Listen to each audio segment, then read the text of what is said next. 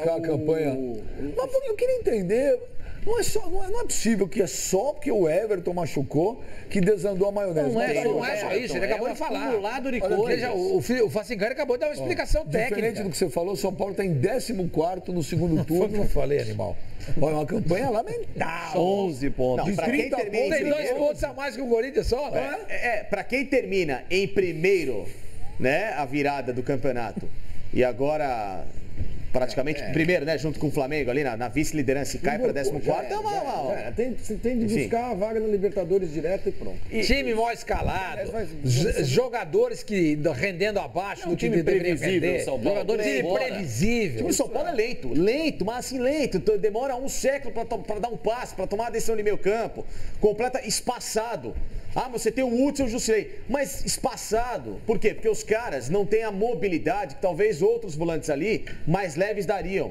Até o próprio São Paulo pode até jogar com 3 volantes, mas assim, jogar com um time mais leve. O garoto que veio da base, o Luan Pérez, bom jogador, o volante, entrou bem nos jogos. Põe o garoto, Jusilei, espera um pouco. O Luan tá mais rápido aqui, eu tô precisando de um cara mais dinâmico. Joga Luan com o Hudson, com o Lisieiro, um time protegido, mas ao mesmo tempo de saída de bola. A produção ofensiva é quase nenhuma. Tudo bem, a produção ofensiva é quase nenhuma, mas a bola chega com qualidade à frente. Até o João Rojas, que começou muito bem, caiu de produção. Porque os caras ali à frente vêm para buscar esse jogo no setor defensivo, tem que correr de uma forma desguarnecida e errada, chegam cansados à frente, o São Paulo não consegue produzir com inteligência. É simples. Tá, o São Paulo precisa de uma remodelação urgente. E o próprio treinador de São Paulo, Diego Aguirre, tem que começar a descobrir. A semana passada eu disse aqui que a mensagem que chegou no Diego Aguirre era: você precisa encontrar soluções e ser criativo para encontrar essas soluções para o time de São Paulo. E essa mensagem parece que não foi compreendida. Porque o time do São Paulo apresentou os mesmos defeitos, os mesmos erros, o time não evolui, fez 1-0 e acabou tomando uma vitória, uma virada de 3-1.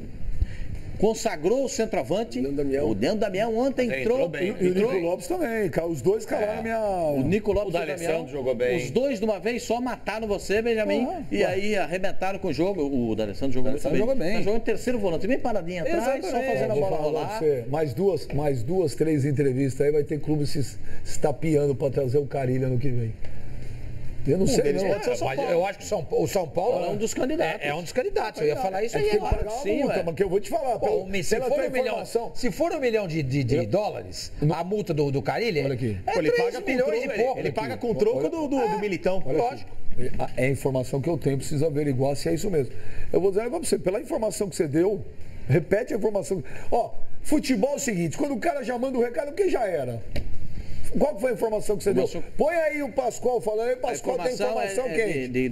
De gente importante do São Paulo. O time do São Paulo, se não se classificar direto para a Libertadores, a vaga direta para a Libertadores, e não melhorar o rendimento do time nesses 9 jogos que faltam, o Aguirre não renova o contrato. Eu acho que seria um equívoco. Porque mas se tudo classificar e não melhorar o rendimento. Aí vamos ponderar, vamos conversar a respeito. Vamos lá, eu acho que assim... Precisa melhorar o rendimento, precisa ter criatividade, ser mais objetivo, parar de pensar para trás. Pensa muito para trás, parar de pensar para trás, começar a pensar para frente. Mas não consegue fazer o time evoluir. O time do São Paulo não consegue jogar. Aquilo que a gente viu do São Paulo, aquele momento do São Paulo que chegou à liderança do campeonato, concordo com o Sormani que disse aqui, o time do São Paulo chegou muito cedo no ápice.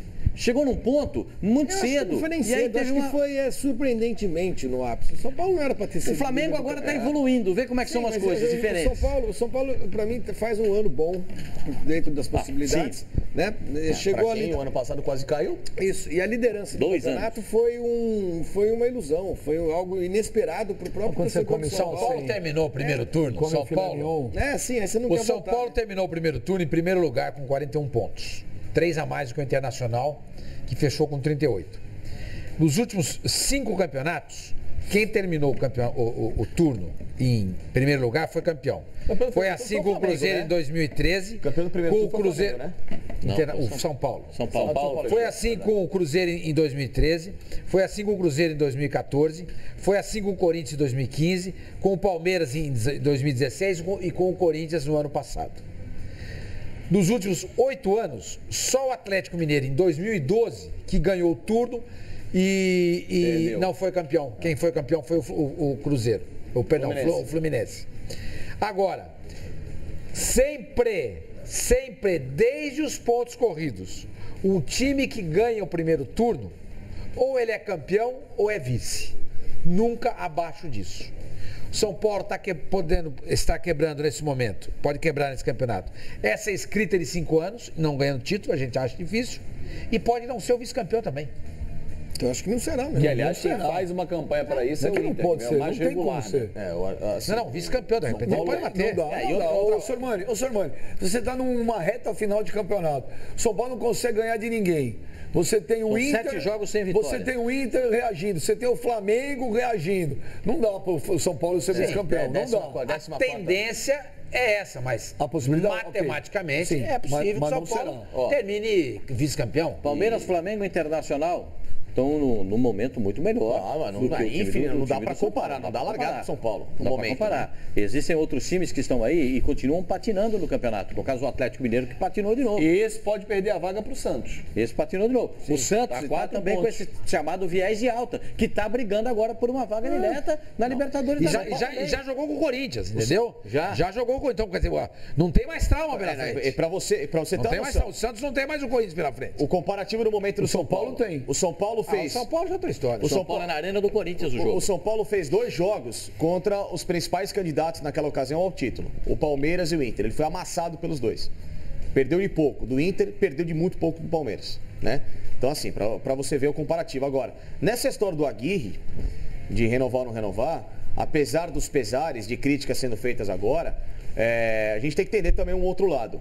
São Paulo não tem um elenco tão recheado assim de jogadores, por mais que ele pudesse fazer coisas diferentes aqui, a gente tem soluções e tem explicado, dá. Mas só tem uma competição. Mas tem outras peças, mas o São Paulo, assim, também carece de peças qualitativas, de mais gente decisiva. Assim, explica pro torcedor. Eu sei, então. Explica. Primeiro, explica por que saiu da Copa Sul-Americana. Vocês podem falar o que vocês quiserem. Por que ele saiu da Sul-Americana? Porque a diretoria também focou o brasileiro. Vamos botar nessa conta da diretoria também. Tem culpa também. Vamos botar na culpa da diretoria. Não escolhe sozinho, não. Vamos botar na culpa. Deixa eu falar pra você. Aquela entrevista do Aguirre lá pro Uruguai, que ninguém lembra. O Aguirre deu uma entrevista pra uma rádio Uruguai. Ele foi perguntado sobre. Ele falou: Por mim, força máxima nas duas. Eu, como uruguaio, gosto de competir até nesse tipo de competição com a predileção que eles têm, que é por Copas. Eu gostaria disso. Só que a diretoria já disse, o nosso objetivo principal, que nós não ainda alcançamos nesses anos é voltar a conquistar um brasileiro. Até porque são 10 anos sem conquistar e está olhando o Corinthians e o Palmeiras ganhando. A diretoria colocou o Aguirre e o Santos. Seja campeão brasileiro e o resto vem na consequência. O Aguirre focou o brasileiro, tomou a tunda do Colón. Normal. Bom, é interessante. Eu vou pedir para a produção recuperar essa entrevista. Você lembra quando foi, mais ou menos? Faz uns 2 meses. Foi para uma rádio... Acho que foi antes do jogo contra o Colón. Rádio 840, isso. Na época do jogo contra o Colón. Vamos tentar recuperar essa entrevista aí. Vamos ver se a gente consegue para amanhã, que é interessante, isso é verdade. O treinador não escolhe sozinho. Agora, em relação, só para terminar, o Pipo. O torcedor, o time não é isso, o time não é aquilo. Pô, gente, o São Paulo estava lá em primeiro lugar, Morumbi lotado, o time ganhando. Agora vocês querem avisar o torcedor? Não, você tem que entender. Tem que entender o caramba. Opa. Eu achei que ele fosse falar. Não, você também, né? Fiquei com